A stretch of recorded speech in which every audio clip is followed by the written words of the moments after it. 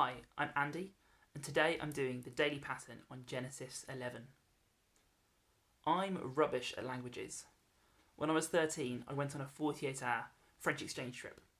While staying with my partner, I was driven 2 hours to a village hall somewhere in northern France to an event that turned out to be his grandparents' 50th wedding anniversary. I couldn't make myself understood at all, and I had no idea what was going on for most of it. What made the event even more surreal was, despite the huge language barrier, I was somehow persuaded to sing the British national anthem in front of this crowd of strangers at 2 a.m. Language can often cause a barrier between people trying to communicate. The story we're looking at today is referred to as the Tower of Babel. In Genesis 11 verse 4, the people are saying, "Come, let us build ourselves a city with a tower that reaches to the heavens, so that we may make a name for ourselves." God sees this and ends up scattering the people all over the earth, and then new languages are created, forming barriers between people groups. But these barriers weren't part of God's plan for us.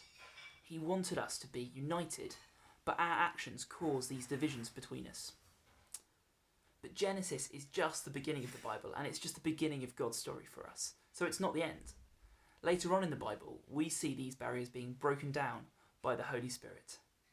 It happens in the book of Acts. We're picking up the story now in Acts chapter 2 verse 4, and this is after Jesus has been resurrected and gone up to heaven. The disciples are in a room together in Jerusalem. It says, "All of them were filled with the Holy Spirit and began to speak in other tongues as the Spirit enabled them. Now there were staying in Jerusalem God-fearing Jews from every nation under heaven. When they heard this sound, a crowd came together in bewilderment, because each one heard their own language being spoken." So God's Holy Spirit works to break down barriers that we have imposed and bring people together. So, who are the people in your life where barriers have been put up? Where do you need God's Holy Spirit to bring down these barriers?